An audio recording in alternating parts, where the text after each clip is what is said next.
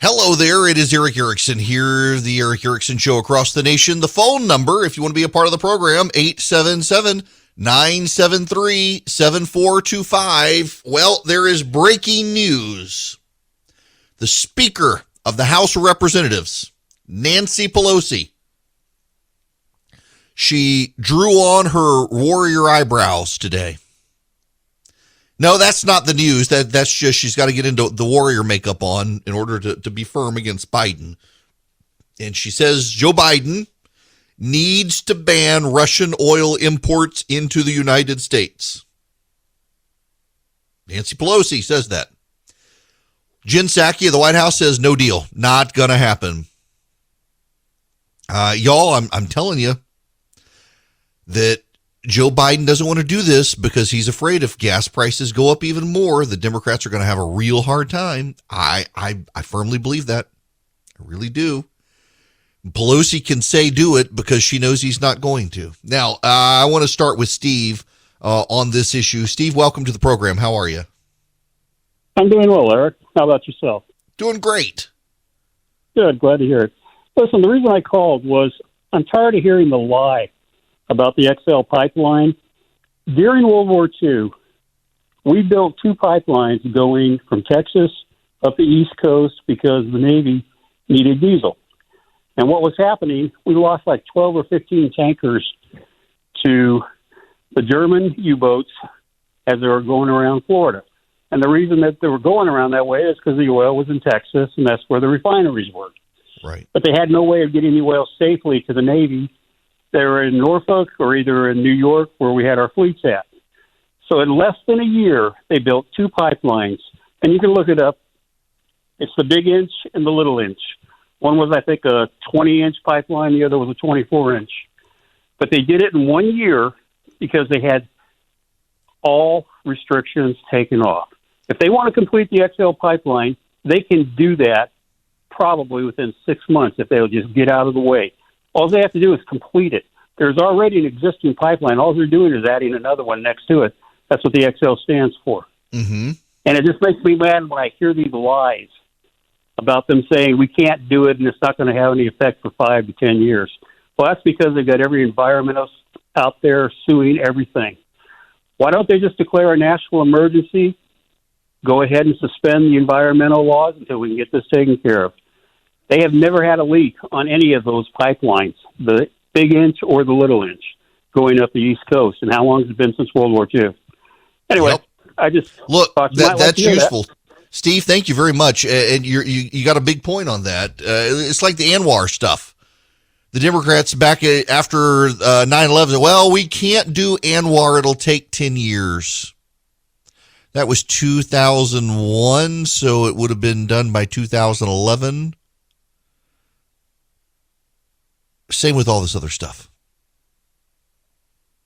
We could have built the Keystone XL pipeline multiple times without all the Democratic delays. They are literally today proposing we get oil from Iran to avoid getting oil from Russia. This is not serious. These are not serious people. I wish I was making this up. Progressive activists are today agitating that we buy oil from Iran to avoid buying oil from Russia. So, in other words, they want us to buy oil from Mephistopheles to avoid buying oil from Beelzebub. This is absurd. You know, Iran and Russia are allies. They're friends. This administration so dogmatically insists we need to deal with Iran. There's a realignment in the world coming because of this stuff. When I was a kid, I grew up in Dubai. You were not allowed to go to Israel. You couldn't do it. Until October of 2020, phone lines in the United Arab Emirates would not connect to phone lines in Israel. When I was a kid, if you went to the library and you got a physical book encyclopedia, the World Book Encyclopedia, the Encyclopedia Britannica, the pages referencing Israel were ripped out. And all other references were redacted. Our textbooks couldn't learn about the 6-Day War. The Israeli flag was blacked out in the geography section of the maps. The maps were either relabeled Palestine or just drawn out, sometimes carved out. Couldn't do it.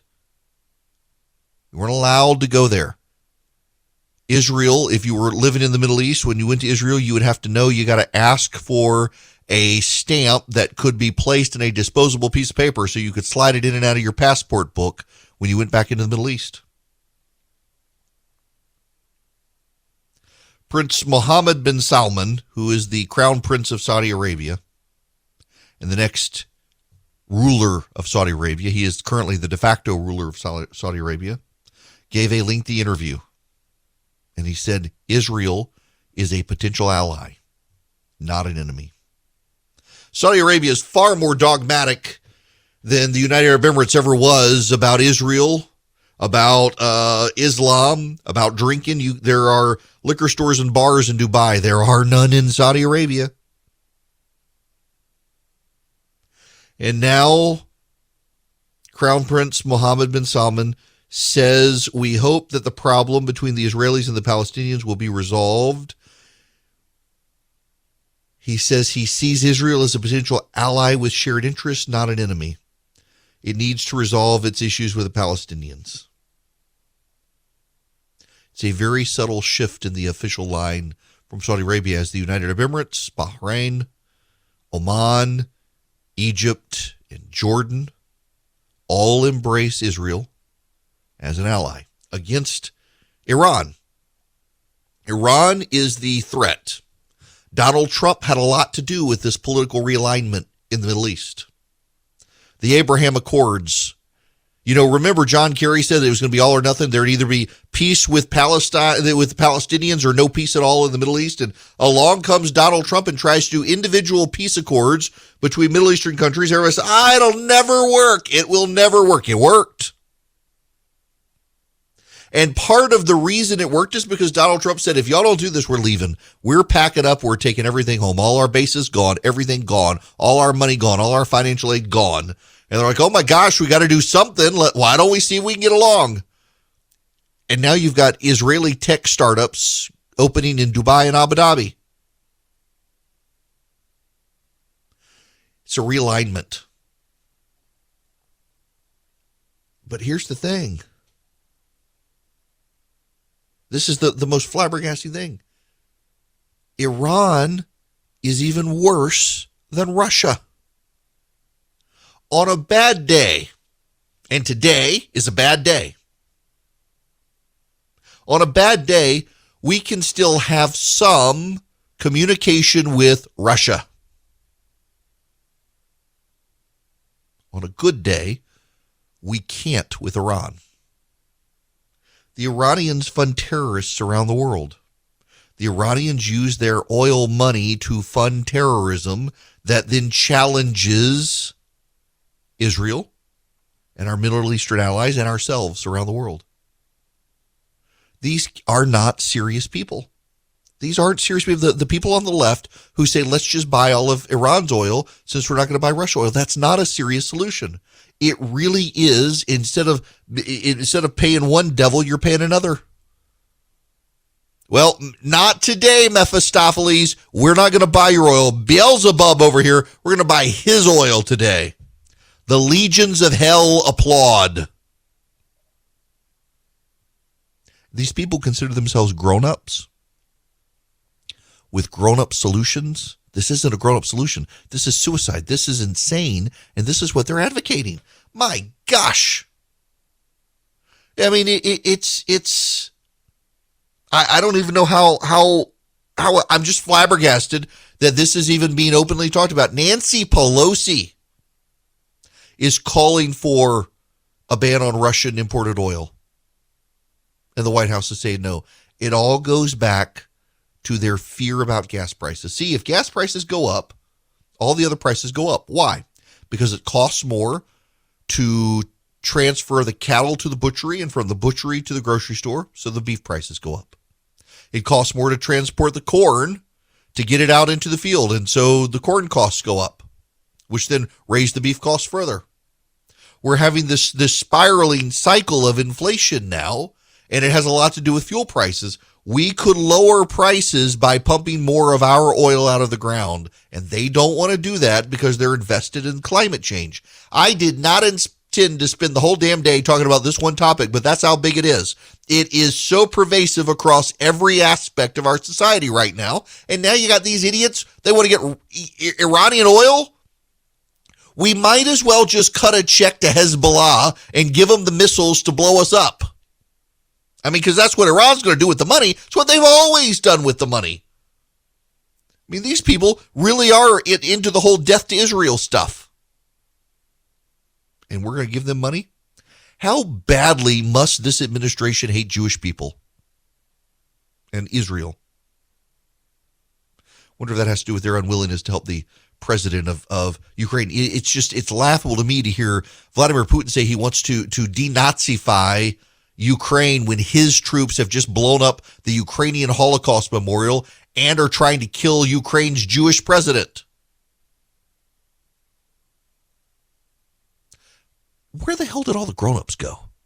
I mean, y'all, this is, where did the grown-ups go? It seems like, if we're into realpolitik or anything else, you think, let's be energy independent. And the Biden administration, well, one day we will. We'll all have unicorn farts and windmills. We will power America on the power of the rare unicorn fart. No one will need nuclear power plants or coal-powered plants or natural gas, because the natural gas we have will be a unicorn fart. That'll take care of everything. I mean, that is the seriousness of this administration's energy policy. Unicorn farts and windmills. Who knows what they'll do with the horn of the unicorn? God only knows. It'll probably be used in demonstrations in kindergartners for inappropriate acts. I mean, that's what the left does. I'm flabbergasted by the lack of maturity on energy independence in this administration at a time we're seeing the first major land war in Europe since World War II. And they're like, oh my gosh, let's buy oil from the terrorist regime of Iran that wants to actually literally bring about the apocalypse. Yes, that's the ticket. Let's give Iran money to bring about the apocalypse. Everybody's thinking, is this the end times? We'll make sure it is. These are not serious people. Ron Klain probably needs to be fired a long time ago, but now more than ever. And Grandpa Dementia needs somebody to give him another shot of steroids or something to wake him up and get him focused in the game, because he's being outmaneuvered by Russia and by the idiots in his administration who do not want us to be energy independent from the Russians at a time they've started a land war in Europe. Hello there, it is Eric Erickson here. The phone number, 877-973-7425. To the phones we go. Jerry, you're up next. Welcome. Hey, Eric, I just have a quick question, and I'll hang up and let you answer. How come we can't buy oil from Mexico? I knew you were going to ask this, Jerry, and I looked up the answer, and I'm actually surprised. I did not know the answer. The reason is because the Mexicans do not have enough to give us. Which is, I didn't realize that was actually the answer. But there's actually a story out. It is SP Global Commodity Insight. Mexico plans to stop crude exports to the United States by 2023 because of domestic fuel demand.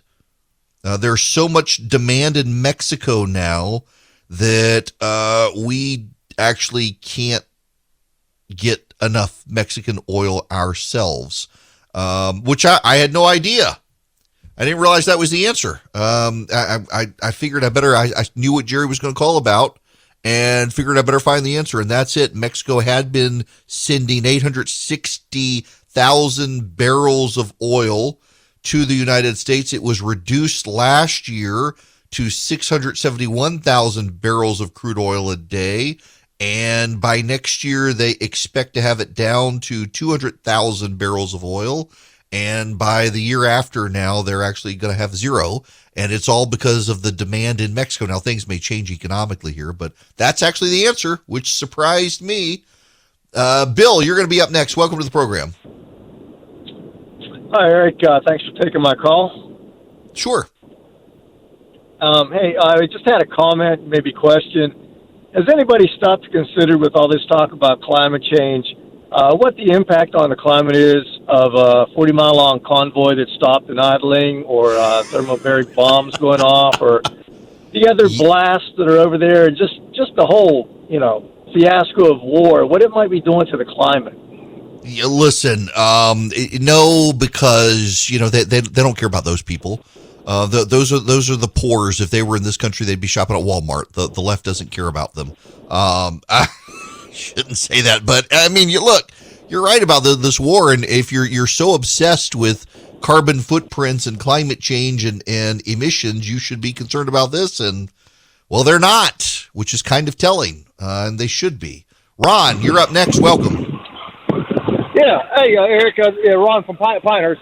My question is, everybody's talking about oil from Iran and what we did for Iraq. Shouldn't they just open up the taps and let us have whatever we need to get through all this?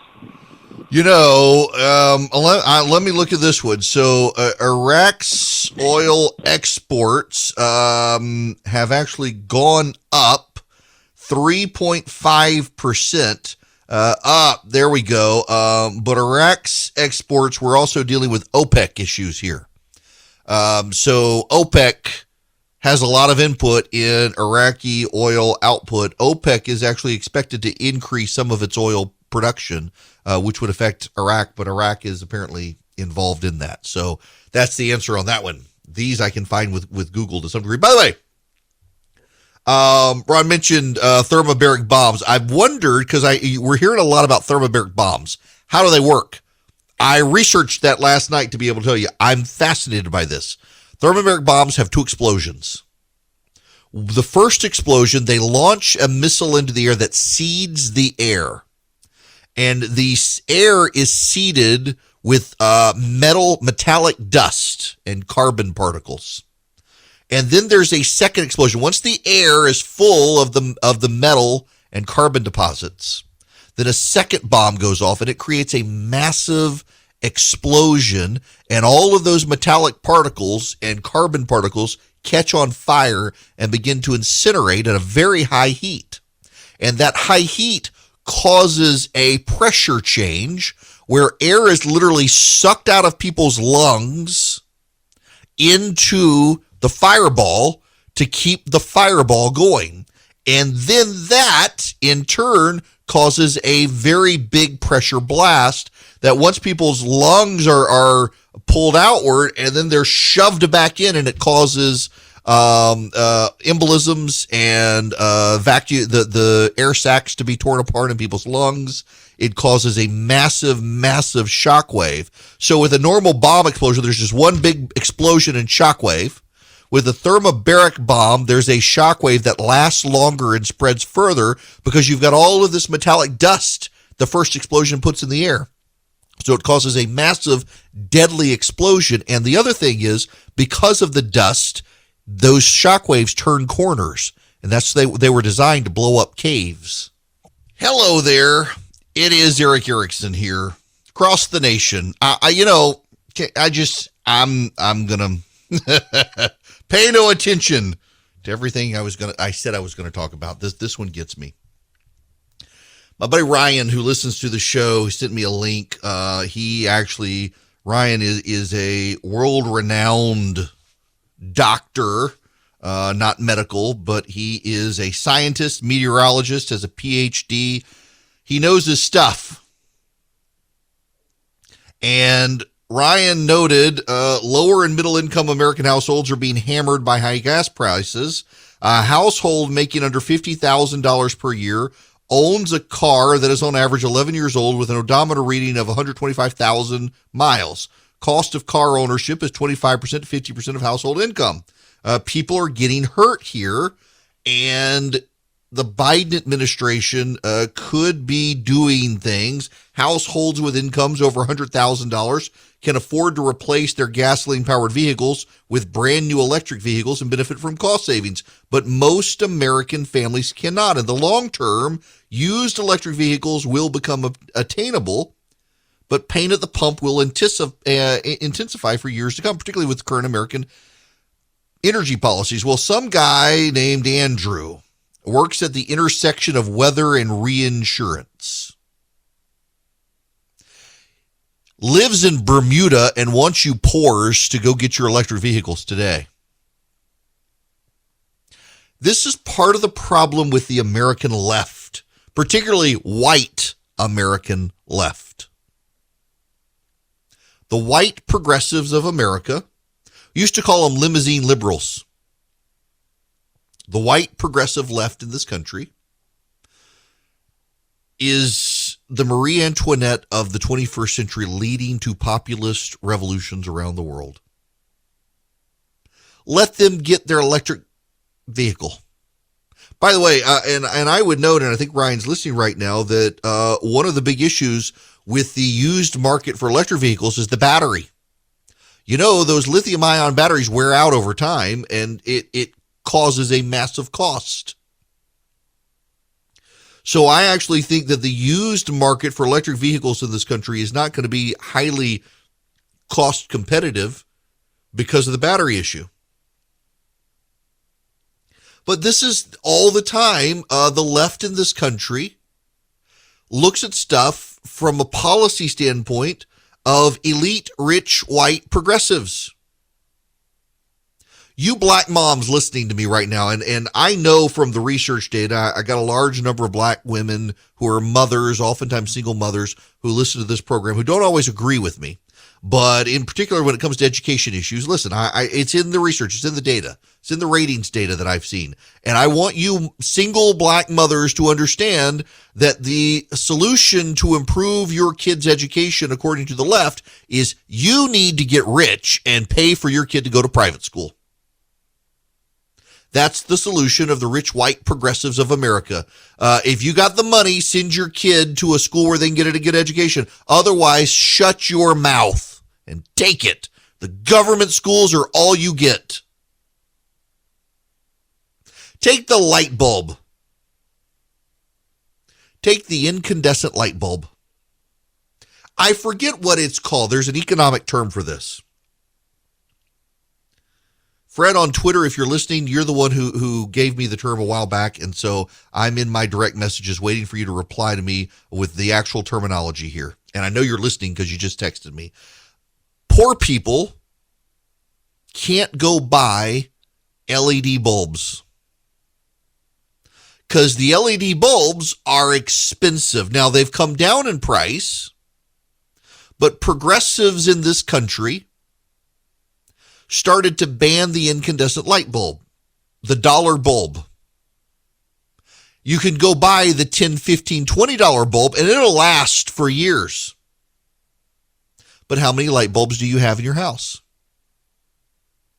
If you've got 10 light bulbs in your house and they're each $10, that's $100.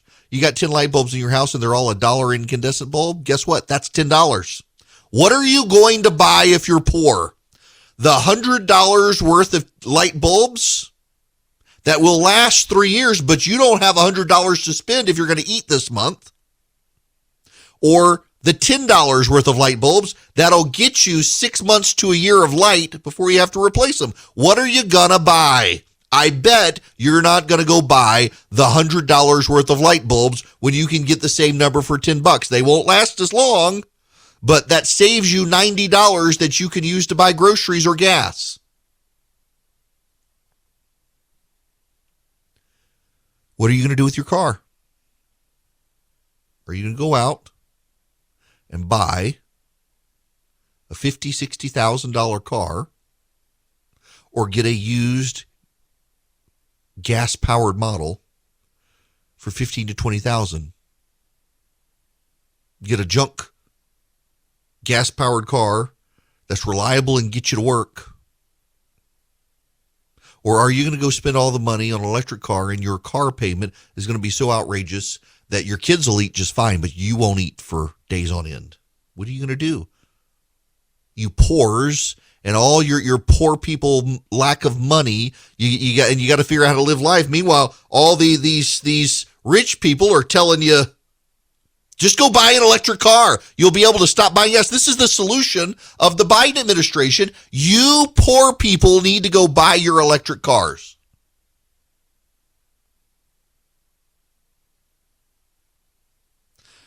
Fred is replying to me on the margin. Economic decisions made on the margin. We choose cheap things now, even though we might benefit to buy something more expensive for the long term, and it works both ways. Yes, what's important at this moment? You know, I am at a point where I can buy some things, not a lot, but some things I can buy for the long term. But there's still a lot that I can't do that with. And yet the left right now, if you want your kid to get the best education, you need to be rich and send your kid to private school. And by God, we can't let the government help you. In Georgia right now, it's the Republicans. The Republicans are the ones. The Speaker of the House in Georgia is telling poor people, screw you. You got to stay in your failing school because you don't have the money to send your kid to private school. And we, the government, we're not going to help you. He's a Republican, and he's making poor people keep their kids in failing schools unless they get rich.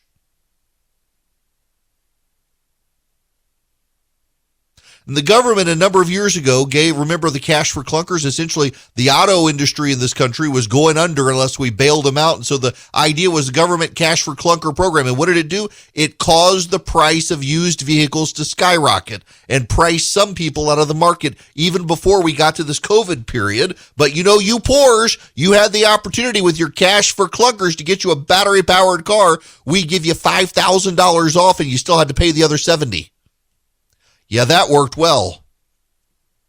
So many of the decisions of the left in this country are designed for rich white people like themselves. Let's shut down the big box stores. Everybody go to Whole Foods and buy your food at Whole Foods. No, none of this Walmart produce section. It's inferior to Whole Foods. We're going to encourage everybody to go to Whole Foods. I mean, this is where we are. This is where we are. It makes no sense to me, and yet the left would tell you Walmart is bad. I mean, I do think Walmart is bad. I'm not a Walmart fan. Listen, I used to have to go to Walmart when I didn't have a lot of money. I had to go to Walmart. Now I get to go to Target. I get to upgrade my life by going to Target. No offense if you got to shop at Walmart. I used to have to shop at Walmart. I try never to shop at Walmart. The last time I went to Walmart, I walked into a drug deal, the back of the grocery store or the back of the Walmart. I pass. Ironically, it was back there in the fishing rod section. I went back there to look. They got fishing rods at my local Walmart, and they've also got drug deals going on. Of course, I was there after 11 o'clock at night, which is always the warning sign. But I try to go to Target instead of Walmart. But Walmart's open 24 hours. In the middle of the night, if I need something, I can go to Walmart. I prefer not to for my health, safety, and well-being. But nonetheless, the left doesn't like Walmart. They really don't like it. Walmart has done more to help the poor in this country than most people on the left. But they want Whole Foods policies. They tell you not to buy in the middle of the grocery store. You heard this, or shop the perimeter of the grocery store. So you shop the fruits and vegetables, then you shop the meats, and then you go to the dairy section. Usually the beer aisle's back there. Everybody needs to shop there too. And then you leave. Forget all the stuff in the middle. Just go home. Go home, you poors, and break out your artisan wheat grinder and make your own flour so you can make your own bread, and you'll be better off and it'll be healthy. Don't you get that pre-processed Wonder Bread at the grocery store? You poors can do better. It's for your own good to learn how to make your own bread. Think how much money you'll be saving by growing your own wheat and grinding it yourself and giving yourself all that fiber. My gosh, stop your complaining, poor people, about the Wonder Bread prices and learn to bake it yourself. For that matter, who needs the grocery store? You could own a cow, except then the rich people are going to zone you out of your neighborhood. Sorry, you can't have chickens and cows here in this neighborhood. Too many white people. I mean, this is what the left does. The NIMBYs of the left, they tell you how to live your life. And they just assume everyone can do it. I have a friend of mine. I've told this story before, and this is not a disparaging story for her. It's just, I don't, one day I hope to live in this life, but when Christian and I were younger, before we had kids, got invited out to Aspen. I'd never been to Aspen, Colorado before. I'd never been to Colorado before. And she invited us out there, did not have a lot of money. And I said, we looked, and economy is like $1,000 per person to get out there. I had no idea it was that expensive to fly to Aspen. I was like, how do you not know it's that expensive? Well, they fly on their parents' NetJets. It's the first time I'd ever heard that NetJet was a thing. It's no priority jet, but it's a thing that some people use, and it's a private air service. I had no idea something like that existed, and she had no idea that it cost $1,000 to fly to Aspen from Atlanta, Georgia. It's just two different worlds. But she tries to relate and understand this friend of mine, people who can't afford the private jet. But so many on the left, when they shape public policy, they're shaping public policy within their bubble, where everybody's got the Tesla. Everybody's got the battery pack. Everybody's got the solar panels on the roof. Everybody's got all this stuff. You don't have it? What? Well, then we're going to have the government subsidize it for you, and all that does is cause the price to go up. And then you still can't afford it. Your kid's school is failing. Why don't you send them to a better school? Because you can't afford the tuition. And you're locked in. So much policy on the left is set by people who do not live in the world that you and I live in. They don't go to a Walmart. They don't know anyone who owns a pickup truck. And they send their kids to private schools, and they jet across the country on their private flights. I one day want to fly private. I do. But I'll still do my own grocery shopping. I don't even like to use Instacart. I like to go to the grocery store. I like to shop. I like to see what's there. Yes, I use a grocery list, and then I'll walk down the aisle and say, Nutter Butters, I think I want those. Of course, you can't get those right now. Why? Supply chain crisis. The Biden administration is oblivious to it. Well, it's keeping the poors and the fats like you from eating Nutter Butters. We're good with it. Doesn't work that way. This is why there's a voter rebellion. So much of this policy from the left right now is just devoid of context for the average person's life. Don't go buy your gas-guzzling car, get an electric car. That is the stated preference of the Secretaries of Transportation and Energy in the United States of America right now. Good luck getting the money raised to buy your Tesla. And then, my gosh, wait until you get your power bill. Well, I guess you'll have to then get the LED bulbs to reduce your power bill when you plug in your Tesla. Government progressive logic. Now, what you should plug in is your Eden Pure Thunderstorm to clean the air in your house. They're actually pretty efficient. They're good. They're good. They work. You can get 3 of them right now for less than $200. You're saving $200. You get free shipping on them. My gosh, they're effective. You know, I do travel with mine. I'm not making this up. This isn't just your sales pitch. I travel, so I'm glad I had one with me because I knew a while back I was staying. My parents live in rural Louisiana. There's a little inn, and it's kind of musty, the air is, and I thought, I'll take the Eden Pure. I'll clean it up. Well, my gosh, I got into a rental car. I could smell that someone had been smoking weed in the car before I even got to the car. It worked on that too. You plug it into the car. It worked great. It had a little plug. I was able with a USB cord, plug it in. It took care of that. It took care of my hotel room. I don't not travel with it anymore. It works. It works in the kitchen when I fry stuff. It eliminates the odors. But better than that, it doesn't mask the odors. It eliminates the odors, but it also gets rid of the mildew, the mold, the bacteria floating in the air. You don't have to get a filter subscription either. You just wipe it out, and it works. What you do is go to EdenPureDeals.com. That's the website, EdenPureDeals.com. You'll see a discount code. You put ERIC3 in, ERICK 3. And it'll take you to the Eden Pure Thunderstorm. Go to checkout. Make sure you put in that discount code. Click the apply box, ERIC3. You'll get $200 off for 3 Eden Pure Thunderstorms, all 3 of them for less than $200. And you too can be like me. And they're small, a little bigger than your hand. I keep it in my suitcase when I travel, and my gosh, it works. Why, hello there. The phone number, well, don't worry about it. I will tell you this hour is brought to you by First Liberty. Building and loan across the nation. They can help you get your business to be a big business. If you need a loan, $750,000 or more, reach out to them. Tell them I sent you. Their website is firstlibertyga.com. Firstlibertyga.com. If you're a business anywhere in the United States of America, they can help you. My buddy Ryan, I was mentioning, the meteorologist, sent me this. It's from 2019, exactly what I was talking about. People care a lot about social status. In fact, research indicates that respect and admiration from our peers are even more important than money for our sense of well-being. We feel pressure to display our status in new ways. This is why fashionable clothing always changes. But as trendy clothes and other products become more accessible and affordable, there is increasingly less status attached to luxury goods. The upper classes have found a clever solution to this problem: luxury beliefs. These are ideas and opinions that confer status on the rich at very little cost while taking a toll on the lower class. One example of luxury belief is that all family structures are equal. This is not true. Evidence is clear that families with two married parents are the most beneficial for young children, and yet affluent, educated people raised by two married parents are more likely than others to believe monogamy is outdated, marriage is a sham, or that all families are the same. Relaxed attitudes about marriage trickle down to the working class and the poor. In the 1960s, marriage rates between upper class and lower class Americans were nearly identical.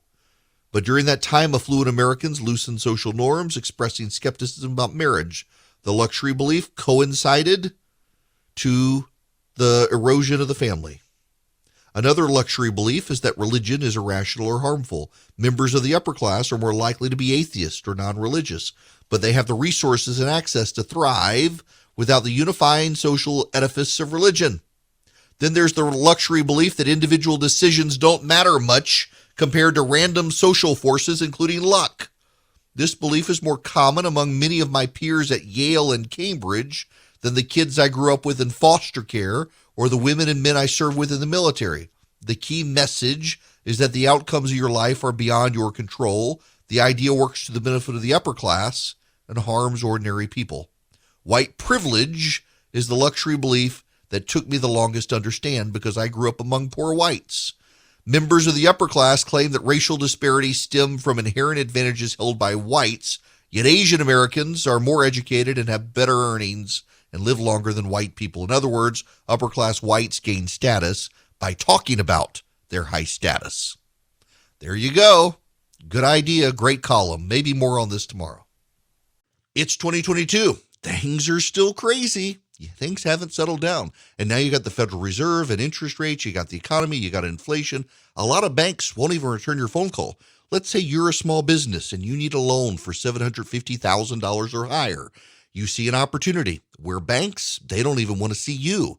You want to buy a building. You want to build a building. Reach out to the Frost family at First Liberty Building and Loan. They've been helping small businesses become big businesses since the 1990s. They want to help you if they can. So spend 10 minutes with them. See if you're a good fit for them and they're a good fit for you.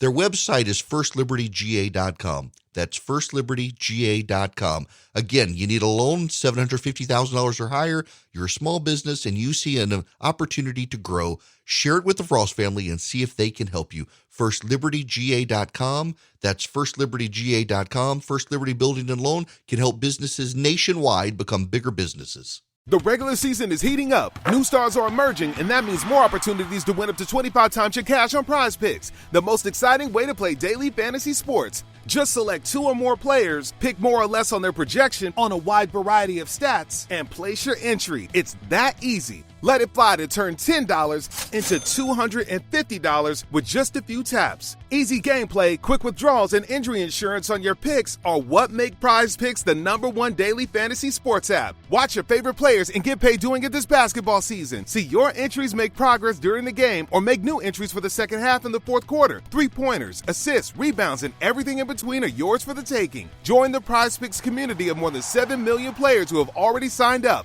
Right now, Prize Picks will match your first deposit of up to $100. Just download the Prize Picks app and use code GET100. That's code GET100 on Prize Picks for a first deposit match of up to $100. Prize Picks. Pick more, pick less. It's that easy.